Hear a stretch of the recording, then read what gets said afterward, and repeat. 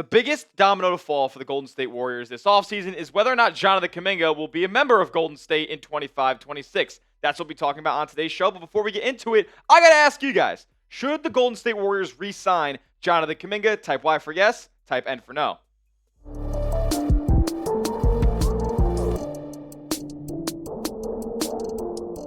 What's going on, Dub Nation? You're watching Warriors Today by Chat Sports. I am your host, Tyler Smith, and on today's show, we're going to discuss Jonathan Kuminga's future. Is he on the move, or could he be returning to Golden State next season? According to Mike Dunleavy, the Warriors and Jonathan Kuminga reunion is a two-way street. And what have we heard of the recent reports about Kuminga and Golden State?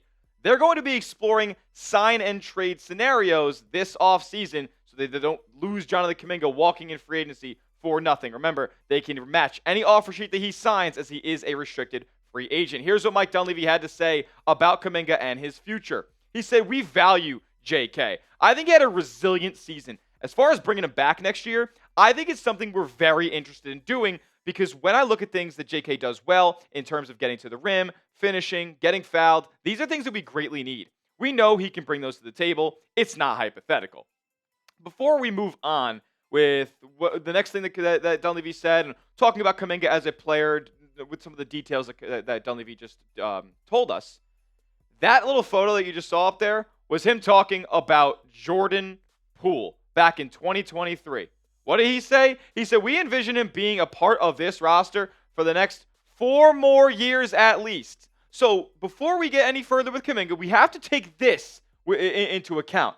We cannot say that anything that comes out of the general manager's mouth at this point is for certain or is concrete. We have no idea how the offseason or free agency is going to shake out at this point. Look, individually, Jonathan Kuminga does do those things well that Mike Dunleavy was talking about. Getting to the rim, getting fouled. I mean, working in isolation, being able to create his own offense off of the dribble. But does that conducive to Golden State winning basketball games? I don't necessarily know. And we know that Jonathan Kuminga did get hurt throughout this season, and his rotation spot was kind of jostled around. He was never really solidified in one spot or another. And in the 10 games before he got hurt and that ankle sprain back in early January, he was balling out and he was showing the flashes that we were hoping to see this season with another jump for JK.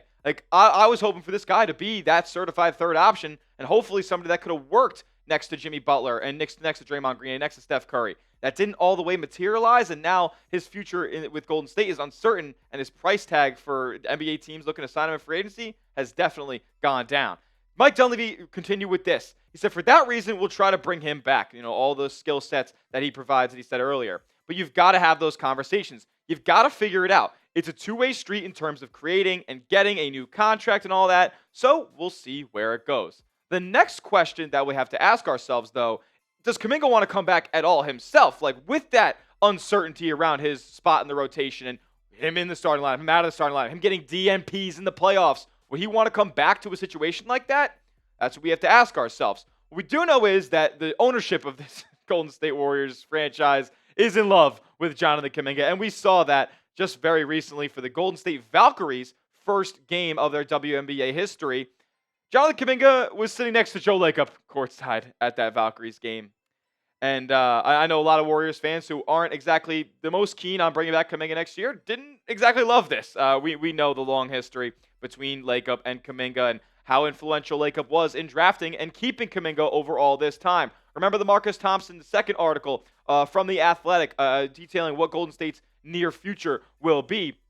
He says that Lacob's loyalty to Kuminga is well known. He was influential in drafting him in 2021, and it's nearly impossible to believe that Lacob would let Kuminga sign an offer sheet elsewhere and walk away for nothing. A reunion is still on the table, but both sides are expected to explore sign and trade scenarios, which would open up the market and theoretically give Kuminga the contract and fresh start that he wants. And Golden State obviously wants to. They believe that they need more positional size across the board, and I don't know if Kuminga is giving that to them at this point. Anthony Slater with this as well about Kuminga's side of things. He said, "I think it boils down to Jonathan Kuminga wants to and believes he's ready for a 25 to 30 minute per night role and as an every night wing in this league, and a featured offensive role at that as well.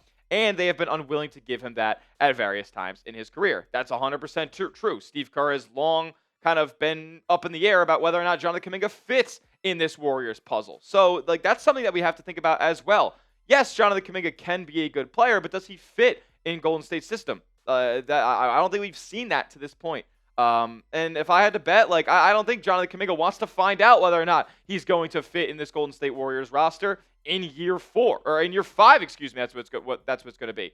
If I had to bet, Kuminga's going to sign an offer sheet elsewhere. Probably something, I know Golden State can give him the most money technically, but he'll probably sign something for more than what Golden State's willing to offer at this point. It's going to be up to Golden State as to whether or not they'll be willing to match that and try to negotiate some sign and trade deal thereafter. Draymond Green knows he wants Jonathan Kuminga back, and he knows that Jonathan Kuminga is going to get a big-time payday, at least according to him. He said, one thing's for certain. I said this in my exit interview, whether it's here or somewhere else, he's going to get paid, and he's going to have a very bright future. So I don't think he has anything to worry about. Everyone knows what he's capable of. He will get paid here, or he will get paid somewhere else.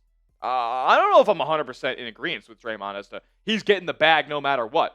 I'm not too sure as to what Jonathan Kuminga's free agency market will look like at this point. He was getting DNPs in the playoffs, and yes, he showed flashes in that Minnesota series in the second round, but Steph Curry wasn't out there on the floor, and clearly we know that his fit alongside 30 has not been the best. Is he going to get 25 to 30 million in free agency? I'd be hard-pressed to believe so. A lot of NBA teams don't have a lot of money this offseason. I could see something, closer to the 20 to 25 rather than a 25 to 30 for Kuminga. Look, is he talented? Absolutely. He has super athleticism. He can create his own offense. He's a versatile player due to his size and frame. But is he a winner? I'm not so sure. He couldn't play next to the easiest teammate of all time to play with in Stephen Curry. Look, next we're going to explore some Jonathan Kuminga sign and trade ideas because that seems like the most likely route that Golden State is going to go down at this point. So Bleacher Report gave us 3 big ideas for Kuminga to go elsewhere and some assets to come back to Golden State. We'll come into that in a moment, but first I got to give a huge shout out to our sponsor, and that's Prize Picks. Prize Picks is America's #1 daily fantasy sports platform because it's daily fantasy made easy. All you guys got to do is pick a lineup, 2 to 6 players, and just pick more or less on their projected stats, and you can win up to 2,000 times your money. I'm not joking. Turn $1 into 2 racks. Just like that. And PrizePicks always wants to make it easy for you guys to win that money. Like Taco Tuesday, a deal where they discount players' stat projections every Tuesday.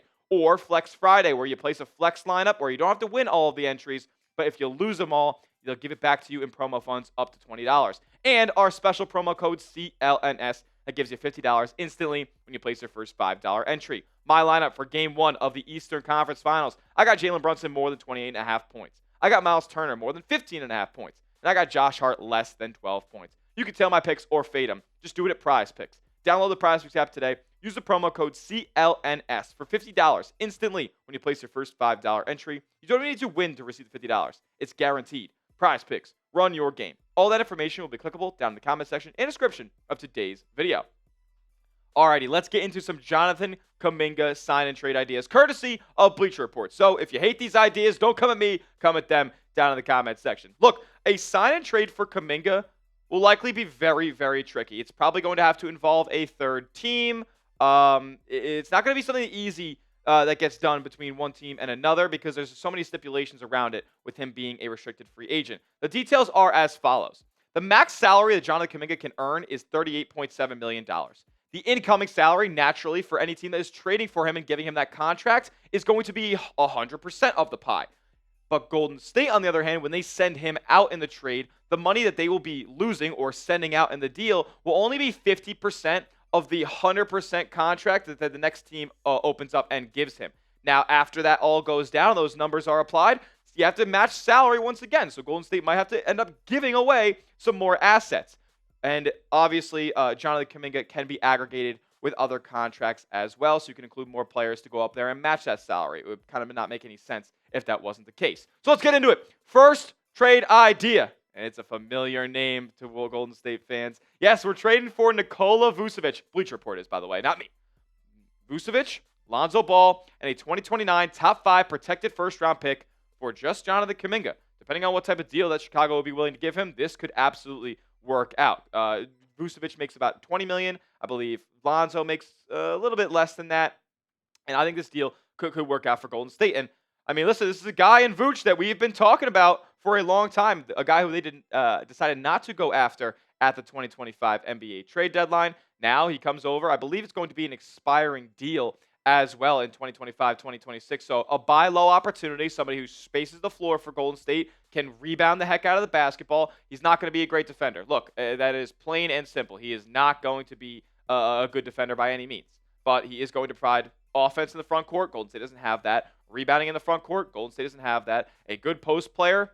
I don't really know if Golden State has that outside of like Jimmy Butler. And he provides a lot more pluses to me personally than the negatives on the defensive end. Now, if you want to talk about the defensive end, we can talk about Lonzo Ball, who is going to come over here in this deal and be instant impact point of attack defender if he can stay healthy, of course. Obviously, we know that Lonzo's injury history is so unfortunate, and he hasn't been able to stay out there on the floor for large stretches in his NBA career to this point. But at 27 years old, I feel like if this is just being thrown in the deal, absolutely worth taking a flyer on, and somebody who's shot 40% from three-point range in his career as well. Let's talk about the second trade that Bleacher Report conjured up for Golden State. And this one, it's a doozy. Golden State sends out, and I want to get that prefaced first. Golden State sends out Jonathan Kuminga, Buddy Hield, and Trace Jackson Davis, as well as the remaining selections that they would be willing to get in the 2030 draft, as they do have that trade going with the Wizards. Anything after pick 20 will go to Washington. Now, anything inside 1 through 20 would be heading to Sacramento. Golden State gets back for all those players Corey Kispert, Jonas Valanciunas, and a 2031 top 5 protected first from the Washington Wizards. Hopefully by then the Wizards are a little competitive and that pick won't be in the top 5. Corey Kispert, though, look, this is a player on the wing that I like a lot. He's not the biggest guy overall, 6'6" frame, but 224 pounds, absolutely thick, absolutely can use his body to create space and can get his own offense, a good three-point shooter, only 26 years old, makes a lot of good reads with the basketball. Just somebody who I think would overall fit very, very well in this Warriors lineup, and just somebody who I think is going to be a bigger plus and accrue to more winning than Jonathan Kuminga does with Kispert's skill set. And then you pick up Jonas Valanciunas as well, another player who I was very big on going out there and pursuing at the 2025 trade deadline. He gets traded from Washington to Sacramento, and look, I don't know if Sacramento's going to want to have him on contract at $10+ million over these next couple of years. Like, I think he is going to provide good rebounding, decent enough shot blocking, and good offensive versatility at that center spot. Has shown the ability to stretch out and shoot the three ball. As of recently, it hasn't been the most efficient, but he has that push shot in his game, another solid offensive rebounder, can get his putbacks and stuff like that. Just another guy with a skill set that Golden State kind of lacks on their roster at this point and would be valuable in the rotation, no doubt about it, if this trade was made. Now, the third trade from Bleacher Report, it's the biggest, it's the baddest, and it's probably the least likely in all scenarios, but they're going after KD again. And listen, is Bleacher Report, I find it hard to believe that all these trades work out financially, but I don't think Bleacher Report, with how reputable they are, that would allow their people to just throw out trades that don't work financially. So for Golden State, they're giving up the haul. Every young player that's basically on the roster at this point, Kuminga, Moody, Podziemski, and you got to throw in Buddy Hield as well as a 2027 first-round pick. Keep in mind, all those players, Durant, Curry, and Butler and Green, would all be in town when that comes around. So hopefully that pick wouldn't be that bad. And the Warriors get Kevin Durant, who they almost traded for at the 2025 NBA trade deadline.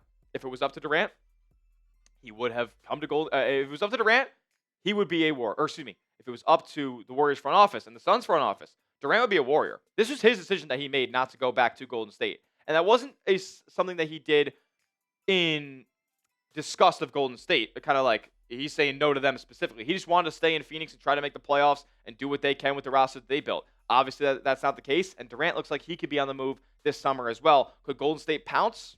I would love it if that was the case. But as for the trades that we went through on today's show, if you're going with trade idea 1, bringing Vucevic and Lonzo Ball, give me a 1 down in the comment section. If it's trade 2, the mega 3-team deal that brings Corey Kispert, a first-round pick from Washington, 2031, and Jonas Valanciunas to Golden State, type 2 down in the comment section. If it's 3 and we're going for KD, going for the home run swing, type 3 down in the comment section. I want to hear from Dub Nation on what they think is the best trade package for a Jonathan Kuminga sign-and trade.